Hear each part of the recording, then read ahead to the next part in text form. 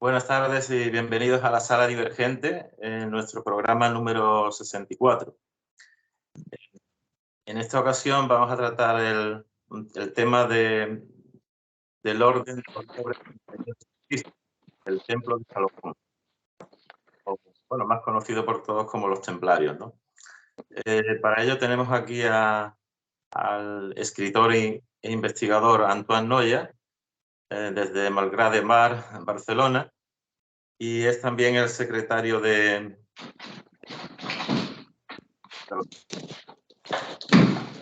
Juan, ¿qué tal?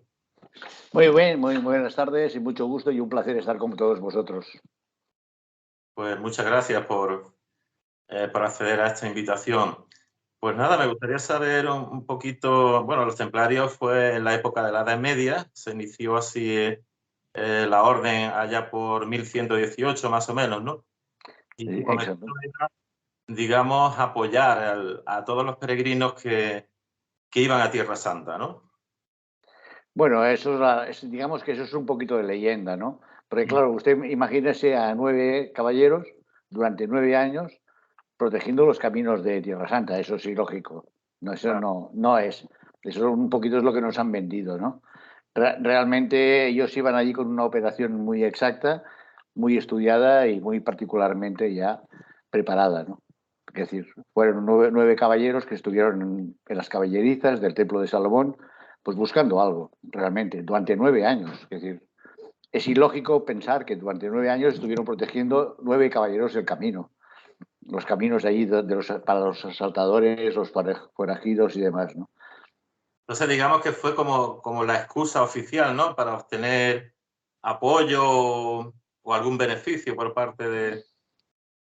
No sé, es decir, imagínese usted por un momentito que ahora 9 caballeros o 9 personas, en este caso, por ejemplo, 9 más, 8 más y yo, nos fuéramos, por ejemplo, a la mezquita de Córdoba y dijéramos que, bueno, que necesitábamos un sitio allí para vivir y hasta y que íbamos a proteger, pues, el Camino de Santiago, en ese caso, pues, hacia Santiago, allí en Córdoba. Alguien nos haría caso, que decir, ¿usted quiere que alguien realmente pensaría que durante 9 años vamos a estar allí protegiendo el camino 9 caballeros? No, es ilógico. No es pensable. Ellos iban allí ya con una misión determinada, que para mí ya fue en el 1114, que ya tuvieron esa idea, fueron allí, encontraron lo que encontraron, se fueron para Francia y gracias a Bernardo de Clairvaux y demás, pues ya aquí empezó lo que es la Orden del Temple de verdad, ¿no? Con una misión muy concreta, porque bueno, considero que ellos realmente sabían perfectamente lo que hacían, ¿no? Entonces, ¿el artífice de esta idea era Hugo de Pins, digamos, o fue otra persona, otros personajes? No, Hugo de Panch tenía sus personajes detrás de él, Ujú. ¿vale? Como podía haber sido el priorato de Sion en ese caso, o demás otros caballeros, ¿no? Y ellos simplemente fueron los artífices de que eso se lograra y se pudiera llegar a producir, ¿no? Realmente. Hay un halo de misterio delante de ellos, ¿no? Porque realmente fue la primera, digamos, orden que fue religiosa y militar. Nunca había sido una orden de monjes y guerreros a la vez, ¿no? Entonces, a partir de aquí hay un halo de misterio, no sabe un porqué. Piense usted que durante 200 años de nuestra historia, en toda España, ellos estuvieron presentes, ¿no? Crearon cantidad de fortificaciones, cantidad de castillos. No se puede hablar del Camino de Santiago sin hablar de los templarios. Y todo eso ha sido borrado de la historia. No se estudia en las universidades. No hay ningún libro de historia que aparezcan los templarios. Muy ¿Por qué? curioso, ¿eh? ¿Por qué? Porque dan miedo. Exactamente, dan miedo lo que puedes hablar de vírgenes negras, de la descendencia de Jesús, de toda una serie de historias que ellos descubrieron e hicieron. Y realmente, si por lo menos por la divulgación de mis libros y demás, España es templaria, es decir, en todas partes existe algún castillo, alguna edificación templaria, ¿no? Son 200 años de nuestra historia que han sido borrados sistemáticamente, ¿no? No interesa. Entonces, más así, su principio. La historia se puede leer de muchas maneras y siempre lo hacen los vencedores. Entonces, a partir de aquí, a ellos no les interesó para nadie saber el principio de por qué fueron allí. Ahora, mirándolo claramente, 9 caballeros en Tierra Santa a proteger a los peregrinos, perdón, es ilógico. Bueno, pues yo tengo entendido que por cada caballero llevaban también un número determinado de soldados, digamos, ¿no? O de monjes. Ahora, Corresponde, ¿y no sé, quién pagaba todo eso? pero bueno. Claro, claro, que decir, tenía que haber un fondo, ¿no? Claro. Y la orden no se fundó hasta el concilio de Trento, es decir, el concilio de Troyes. Sí, fue más tarde cuando le dieron el visto bueno, digamos, ¿no? Exacto, y entonces a partir de aquí ya tuvieron una serie de dinero, toda una serie de historias como para realmente crear. Pero durante 9 años estuvieron 9 caballeros allí solos. ¿Qué estaban buscando? ¿Qué En realidad, pretendían? ¿Qué encontraron como para que luego ir a Francia y poder desarrollar toda la orden del Temple, ¿no? esa es una buena pregunta. ¿Qué encontrarían allí, en Tierra Santa? Para Bueno, mí, personalmente, ni el Arca de la Alianza ni el Santo Grial, no, encontraron documentos que luego se los presentaron a Bernardo de Clairvaux y a otros, estos los traducieron y a partir de aquí crearon la Orden del Temple. Esto o es sea, mi teoría, es una hipótesis, ¿eh? o sea que pudieron haber encontrado o haber ido a buscar ciertos documentos que reflejaran parte de la historia o de asuntos del Sí, pasado bíblico, digamos, ¿no? exacto, y de la descendencia de Jesús. Ujú. ¿Vale? Para mí fueron unos documentos a nivel de los esenios y a partir de aquí, bueno, puede ser también que encontraran objetos y demás, pero yo creo que fueron más a nivel de documentos, ¿no? Documentos que hoy en día podrían cambiar nuestra historia, la que nos han relatado y demás. Entonces, la Orden del Temple es primordial, es algo que digo, que en todos los sitios estuvieron y en todos los sitios han sido borrados. ¿Por qué? Ahora sí, ahora hay un poco de auge, hay cantidad de libros buenísimos escritos sobre los templarios y sobre su historia, ¿no? Hay grandes personajes y grandes escritores que han escrito sobre ellos. Pero lo que es la parte de atrás, la parte es misteriosa, enigmática, sigue estando, sigue estando. Entonces eso es lo que realmente hay que descubrir.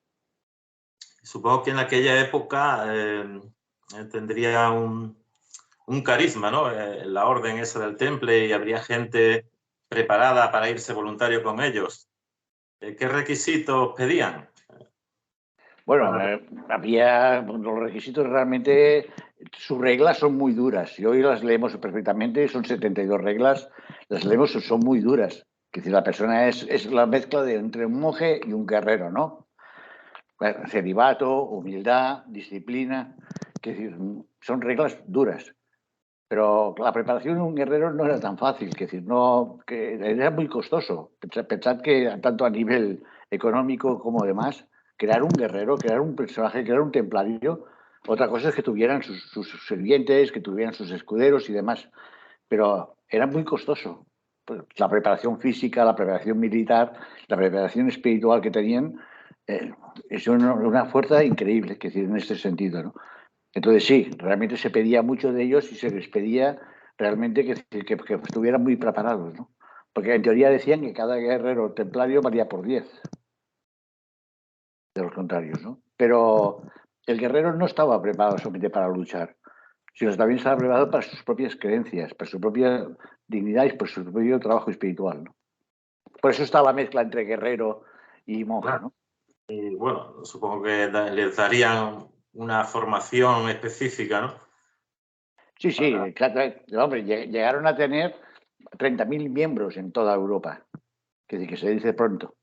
¿Vale? Era una fuerza militar importante, ¿vale? Y sobre todo, ya después de la pérdida de Tierra Santa, ya empezamos un poco con la decadencia de ellos mismos, pero en Tierra Santa realmente lo que era ser un templario tenía una dignidad y tenía un personaje. Era un personaje, sí. Incluso económicamente, pues reunieron una gran fortuna. De ellos se dicen que realizaron técnicas como la banca actual, ¿no?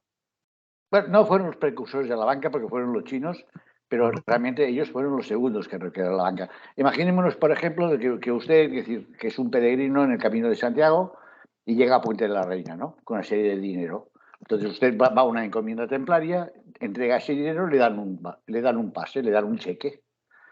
Y usted, en cualquier encomienda templaria durante el Camino de Santiago, puede ir recogiendo ese dinero que usted le necesite y demás. Con lo cual, como ese cheque tiene un código y demás, aunque se lo robaran y demás, no pierde usted su dinero.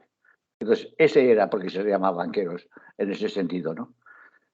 Porque realmente usted depositaba un dinero y a partir del Camino de Santiago, cuando llegaba al final, tenía usted su dinero, lo que había utilizado durante el camino, ¿no? Y en este sentido, yo claro, que si dices, fueron realmente, y por eso que yo creo que murieron en gran parte, ¿no? Porque todos los reyes, todos los poderosos, todos los condes les debían dinero a ellos. Entonces, si los liquidamos, entonces ya se acabó la orden del temple, ¿no? Pero sí, no fueron los primeros banqueros porque fueron los chinos, pero sí, realmente utilizaron, crearon en estos momentos aquí en España la banca, ¿no? Bueno, hasta que al final, por lo visto, Felipe IV de Francia fue el que les castigó, ¿no? Empezó el acoso hacia los templarios y a contactar con el Papa para que aprobara su disolución, hasta que al final lo consiguió. Es lo de siempre. Si a usted yo le debo 1.000 euros y usted la hago desaparecer, ya no le debo 1.000 euros. Entonces estamos hablando de una metáfora de que ellos debían una cantidad de dinero tremenda a lo que son los templarios. Aparte que era una fuerza militar y organizada que podía tener un miedo hacia ellos. Si ellos se levantaban, y estamos hablando de un montón de encomiendas, estamos hablando de cantidad de templarios en toda Europa, era un temor que podían tener. Si encima les debían un dinero, pues bueno, ahí empezó la infamia y ahí empezó el ataque hacia ellos y, bueno, simplemente, si los liquido, ya no les debo nada, ¿no? Eso fue. El Papa no, el Papa se lavó las manos, dijo que exactamente, que bueno, que disolvió lo que es la orden, ¿vale? Pero fue el rey exactamente el que los condenó y los torturó y los mató. La orden fue masacrada y destruida. ¿No quedó ningún superviviente así? Sí, quedaron supervivientes que se fueron para Escocia, desde Rochelle, desde lo que es el puerto de Rochelle, pues salieron sus barcos, la flota templaria nunca se descubrió dónde fue.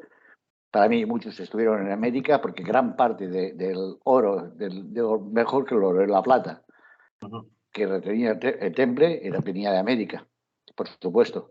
¿Vale? Entonces cuando se fue al final, algunos fueron para América, que se disolvieron, y otros se fueron para Escocia, donde formaron algunas encomiendas y demás, ¿no? Y otros ya se fueron a otras órdenes, ¿no? Como la Orden de Montesa, como la Orden de Hospitalaria, o la Orden de Calatrava, etcétera, o la Orden de Cristo, sobre todo la Orden de Cristo en Portugal.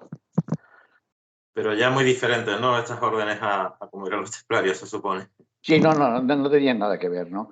No, porque el halo mágico, lo que realmente la orden llevaba detrás y demás, no, ya fue otra historia. Y son órdenes que luego han ido desapareciendo, algunas todavía se mantienen, pero ya es mucha diferencia, ¿no? Sobre todo la orden de Cristo, ¿no? En Portugal. Y hubo bueno, cuando acabaron los templarios, ¿no? ¿Hubo tiempo después un interés en que resurgieran por parte de algún estado, de algún...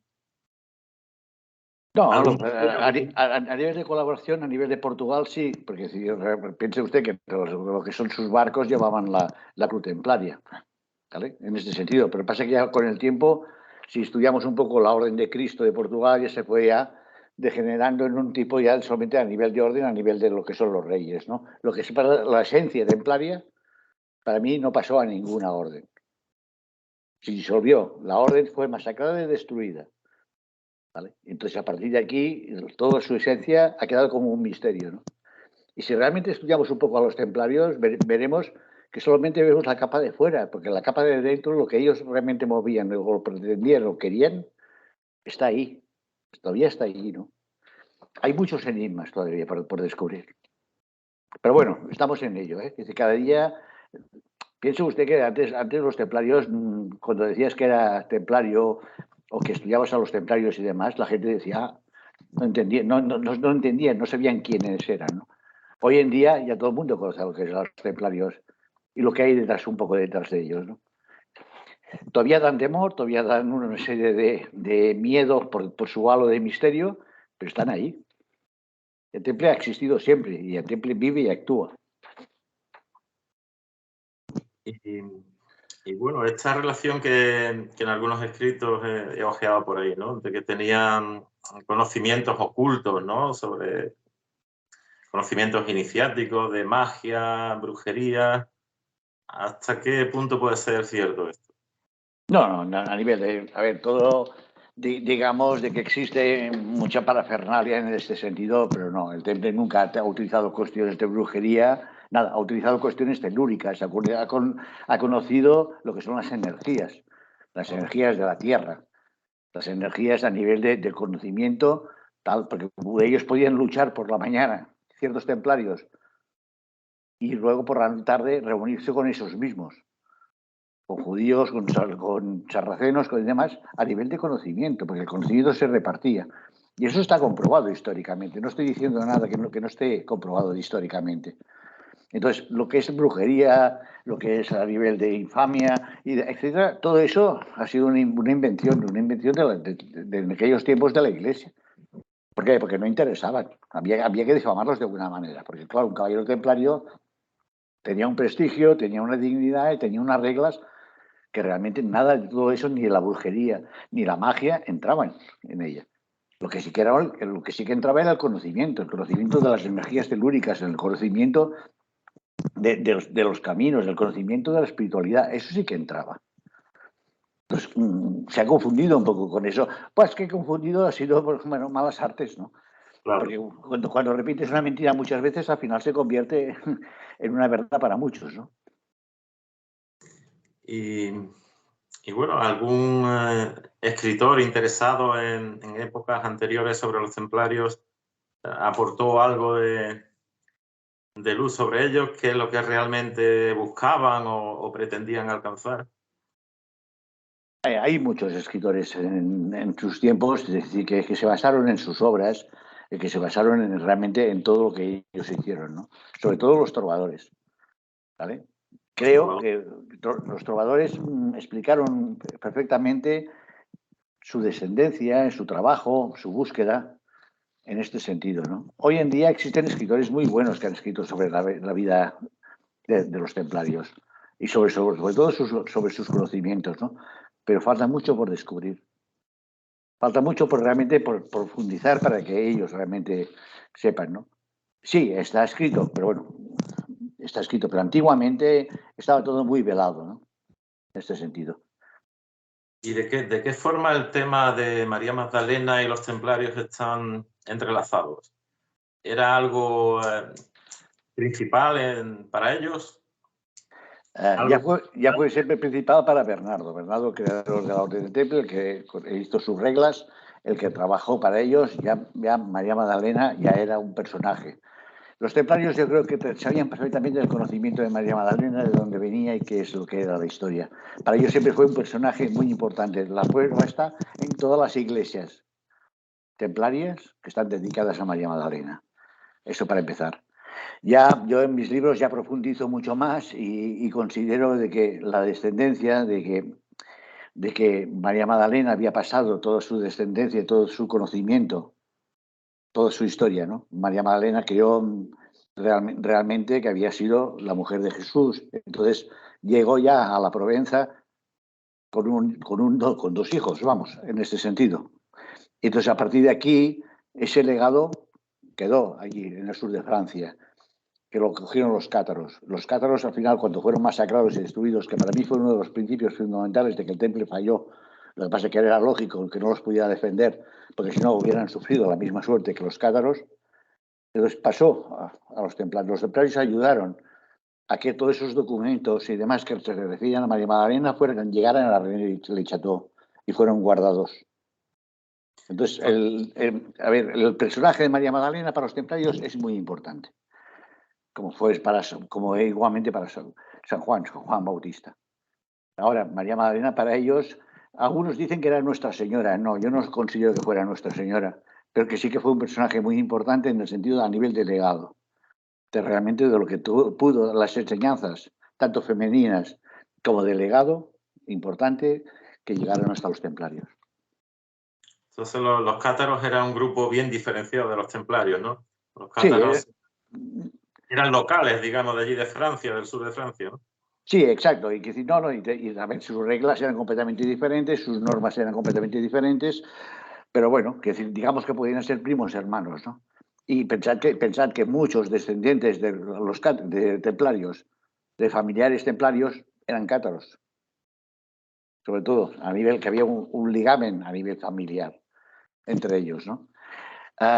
El Temple falló en esos momentos, hubiera ocurrido la misma suerte, ¿no? Que tarde o temprano llegó igual. Pero en ese sentido, yo creo que tenían que haber defendido a lo que fueran los cátaros. No lucharon nunca contra ellos, ¿eh? No hubo ningún momento en que los templarios usaran toda esa cruzada contra ellos. Lo que pasa es que, claro, estuvieron allí. Ellos debían obediencia al Papa, solo al Papa, ¿vale? Pero el Papa en ese sentido San Bernardo de Clairvaux fue a predicar a los cátaros para intentar convertirlos, de que volvieran al mismo camino, de que no siguieran. Y lo único que pudo sacar es que dijo, bueno, estos señores son puros, estos señores no tienen, yo no tengo nada contra ellos, porque todo lo que dicen es lógico. Ya, pero la Iglesia no lo aceptó, y menos el rey, en ese sentido, y todos los masacraron. ¿Qué pasó? Bueno, todos sabemos perfectamente, y eso está documentado, que 3 días antes de que Montsegur cayera, ¿vale?, salieron unos cátaros, que sabemos hasta sus nombres, salieron de Montsegur y fueron protegidos por los templarios hasta llegar a René le Chateau, a esconder toda una serie de documentos, y volvieron otra vez a Montsegur. Esa es la historia. Esa es la historia que no nos cuentan, ¿eh? Que no hay en ninguna universidad que nos cuente, ¿eh? Que no hay ningún libro de historia que nos cuente. Pero esa es la historia real. Pero se ha conseguido saber, ¿no? De alguna forma.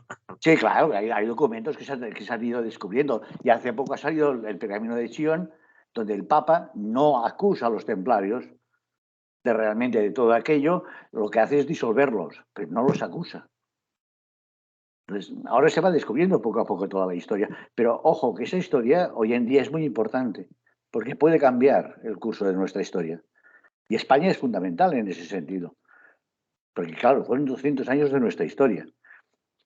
Yo cuando escribí mi libro de viaje por las leyendas templarias, me quedé asombrado de la cantidad de pueblos de España que oralmente todavía hablan de los templarios. Oralmente, es decir, no escrito. Sí, la tradición oral de siglo tras siglo, ¿no? Que pasa de voz de voz, ¿no? De voz de voz. O eres orgulloso como un templario. Yo personalmente mi obsesión por los templarios empezó ya en el año 91 y cogí 2 años sabáticos y me fui a vivir a Ponferrada. ¿Vale? Desde Barcelona me fui a vivir a Ponferrada durante 2 años para descubrir realmente la esencia de los templarios, lo que vivían y dejaban de vivir. Y entonces, allí... ¿Ponferrada fue importante en clave en España? Para mí sí. Para mí Ponferrada fue uno de los puntos importantes en ese sentido. Por la entrada de Galicia, por la entrada de Castilla y León, y por toda esa historia y por todo lo que había que allí. Sí, allí yo realmente que descubrí un poco de lo que es la esencia templaria, ¿no? En este sentido. Y bueno, y veías allí que todavía se decía, ¿no?, que eres orgulloso como un templario, bebes como un templario, es decir, todo había.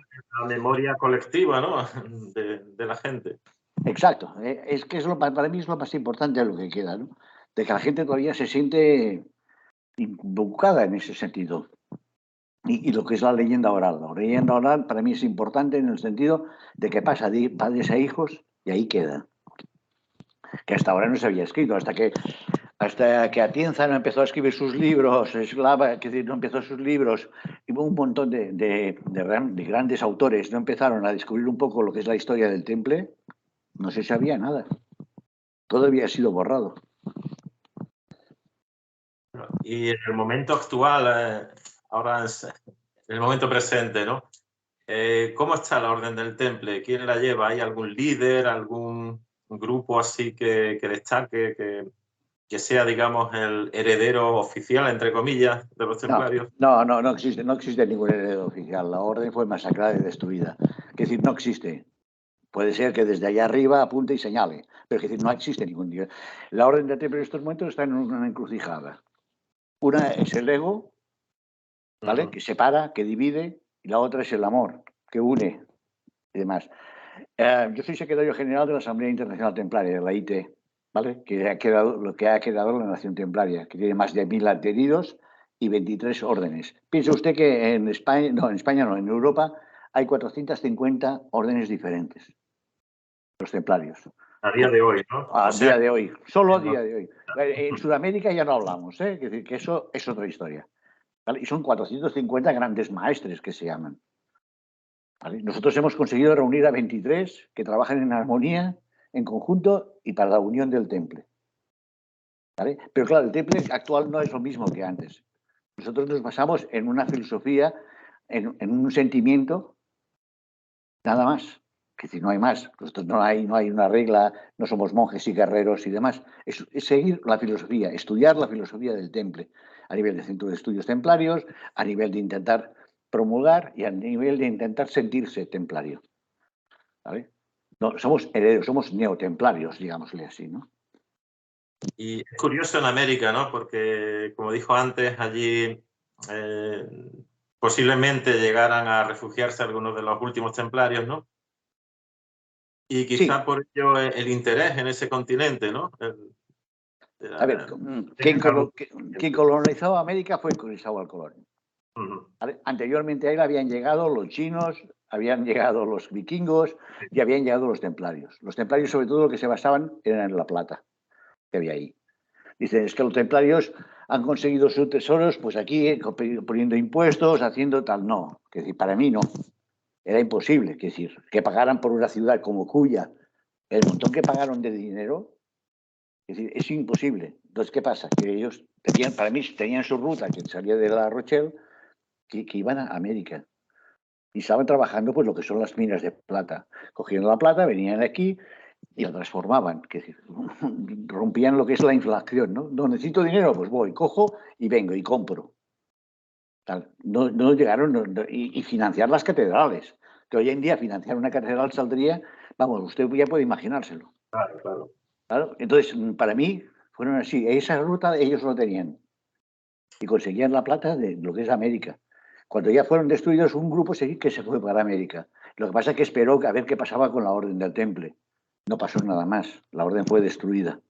Entonces, ya se juntaron y así, ahí ya se quedaron y nada más. Otros se fueron para Escocia, que organizaron encomiendas, que se juntaron y crearon, teóricamente, crearon la masonería en Escocia. Teóricamente, una teoría, ¿no? De que... Es una teoría, teóricamente, que todos son hipótesis. Yo más que escritor, soy investigador. Entonces, en ese sentido, ya llevo desde el año desde el 91, con mi primer libro, intentando investigar y hago ensayos de hipótesis históricas. Lo que pasa es que, bueno, luego hay que demostrarlas, pero en eso estamos. Nada ¿Y más. algo claro en relación con el inicio de la masonería por parte de los templarios? ¿Hay documentación o Bueno, algo? hay documentación histórica, ¿vale? Es decir, yo lo que pasa es que considero que la masonería es una cosa y el temple es otra, ¿eh? No tiene nada que ver en estos momentos, ¿eh? Si va usted a Sudamérica, se mezcla mucho lo que es la masonería con el temple y demás. No tiene nada que ver. Una cosa es ser masón, que para mí tienen todos mis respetos, ¿vale? Y mi vanagloria, y otra cosa es ser templario, que es otra cosa completamente diferente, ¿no? Ser templario en estos momentos es un sentimiento.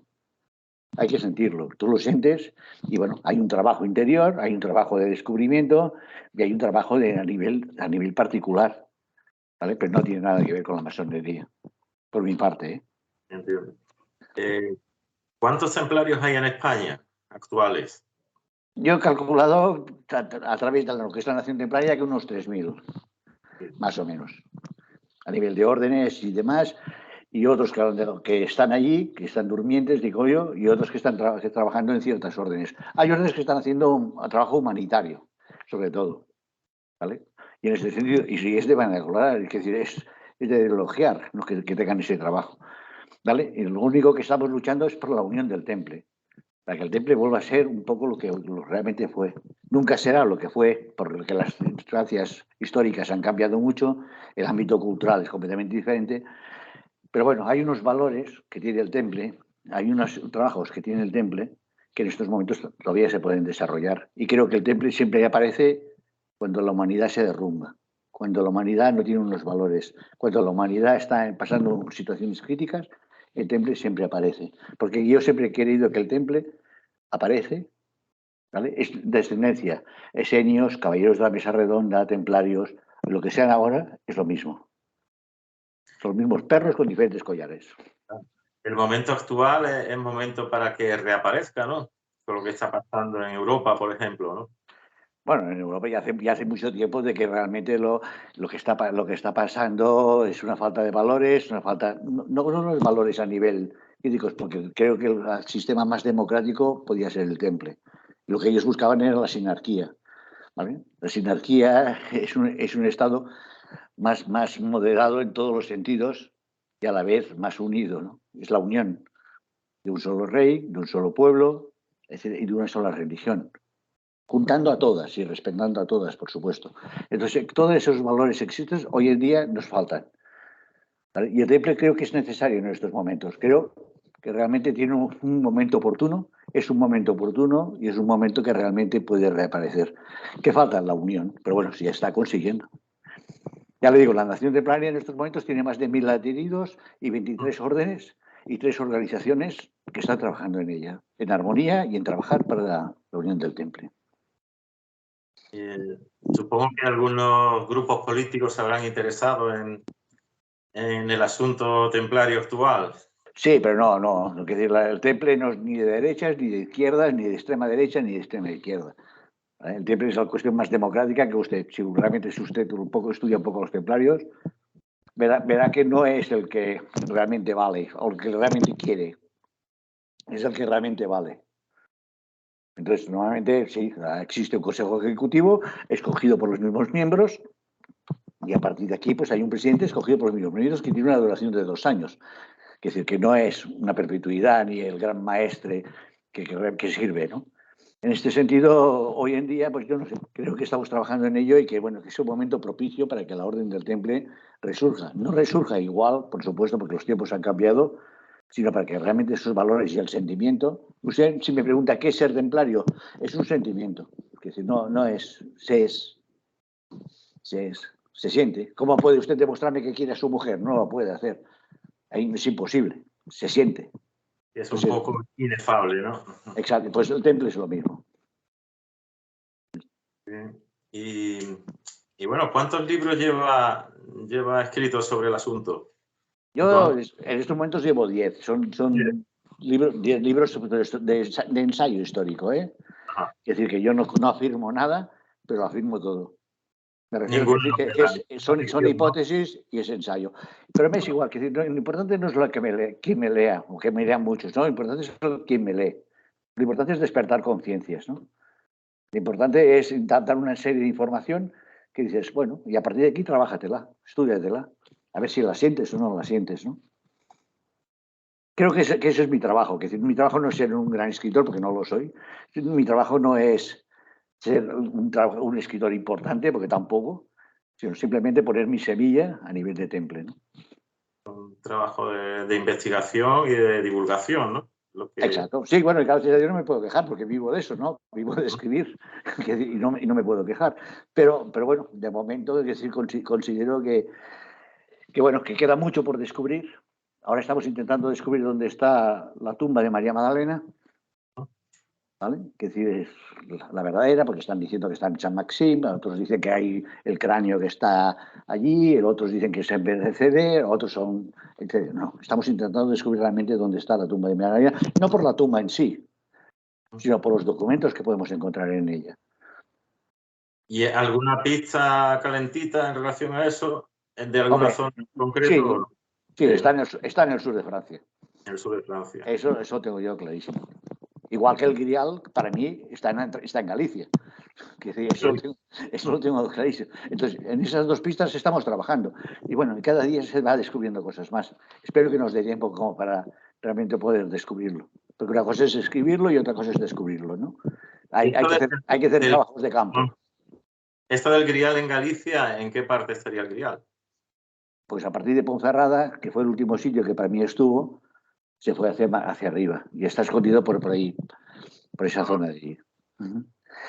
No sé, todo indica, por los estudios y por las investigaciones, de que tuvo su ruta, que decir, a ver, considero que el Grial de Valencia es un Grial precioso, que es del siglo I, correctamente, y eso con mi gran amigo Sergio Solsona lo hemos hablado muchísimas veces, ¿vale? Pero para mí es un Grial precioso, es un cáliz precioso.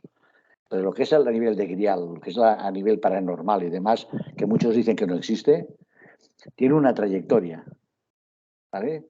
Pasó de los cátaros, pasó a los templarios le daron en la península ibérica, hicieron todo un circuito hasta llegar, para mí, a Ponferrada.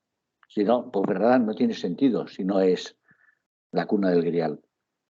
Un castillo tan grande, sin ninguna batalla, es decir, con todo lleno de castillos alrededor, como puede ser Cornatel, Balboa, etcétera, para proteger ese Grial.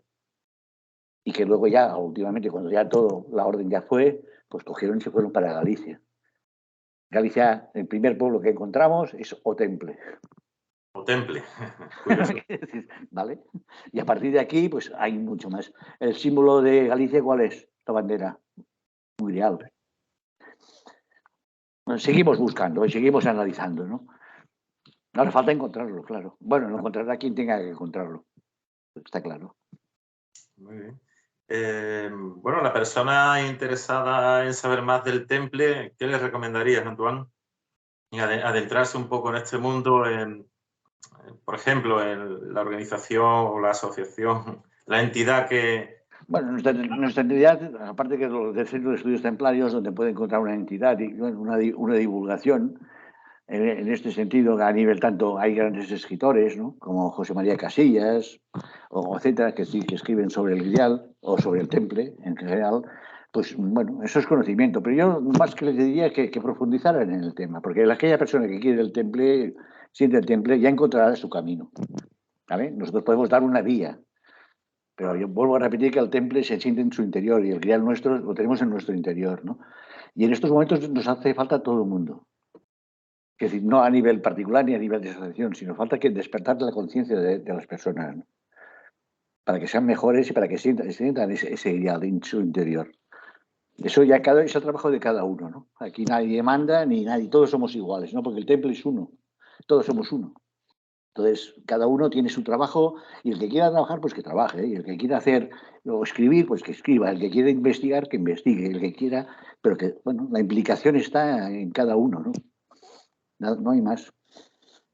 ¿Y alguno de tus libros que te gustaría o que recomendarías? El primero, ¿no? No, el último. Yo el último. El último. María Magdalena, Cátaros y Templarios. Ajá.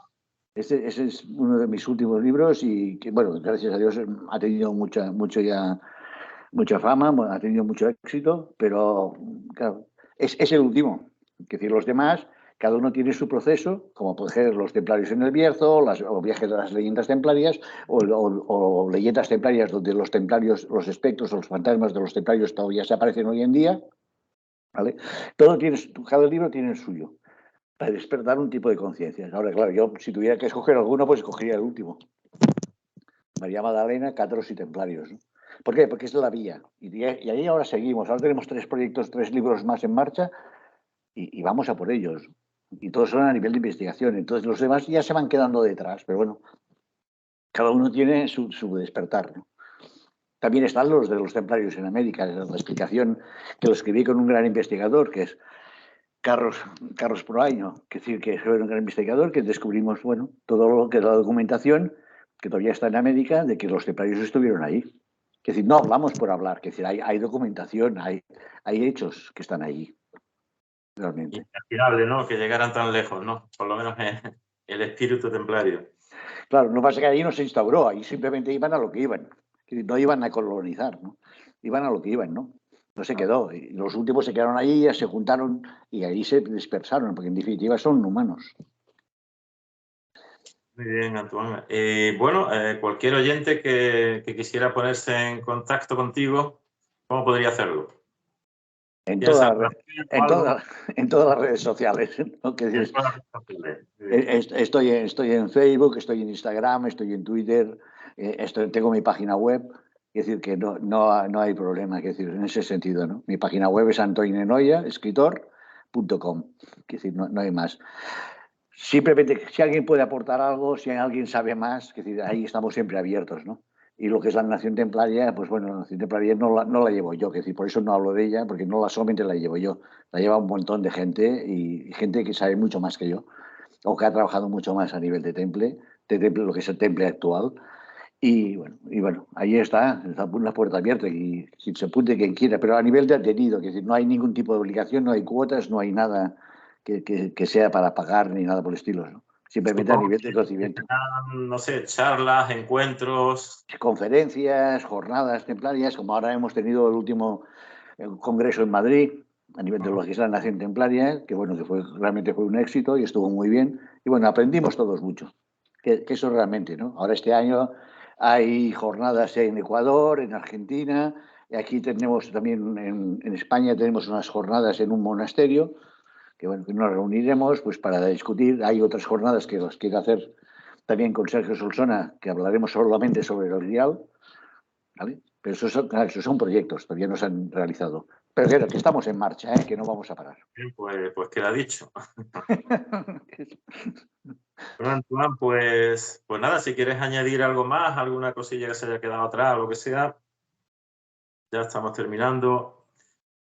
Pues Y ante todo, daros las gracias por esta oportunidad y poder hablar un poco sobre este tema tan rebuscado o tan ignorado, ¿no? Que pensad que la primera vez que se organizó unas jornadas allí sobre los templarios, la gente nos confundía con la Cruz Roja, ¿no? Es decir, por llevar la Cruz Roja. Es decir, hoy en día ya es un tema que gracias a hay buenos escritores, hay gente que ha divulgado mucho ya ha dado su conocimiento y bueno, en eso estamos trabajando. claro, porque también Entonces, hay confusión en qué es realmente la cruz templaria y qué no es cruz templaria, ¿no? bueno, los templarios tenían ocho cruces diferentes, pero es decir, que realmente la que llevaban, la de 8 beatitudes, la que llevaban en sus mantos y demás, es la cruz templaria. Entonces, ¿vale? Es decir, otras son las hospitalarias, otras son las teutonas, etcétera. Pero la cruz templaria tiene un porqué y pues, el templario es cristiano, ante todo, ¿vale? Entonces, no es ni de derecha, ni de izquierda, ni de extrema derecha, como pueden algunos pensarse, ni nada. Hay gente de izquierdas, hay gente que vota independentismo, hay gente que vota nacionalismo, hay gente que vota izquierdas, hay gente que vota derechas, También. etc. La política está prohibida hablar dentro del temple. Eso va a empezar, igual que de fútbol, ¿eh? Que es lo que nos divide, ¿eh? En la taberna podemos hablar de lo que queramos, pero en lo que es dentro de la orden del temple no podemos hablar de esto. Realmente, aquella persona que se pueda tener sensación, porque el temple se lleva uno dentro de uno mismo. Entonces, mis últimas palabras serían que si tú sientes algo que a nivel de que tú has sido templario o te consideras templario o te interesa el temple, busca, porque quien busca encuentra, ¿no? Muy bien, pues queda dicho, Antoine.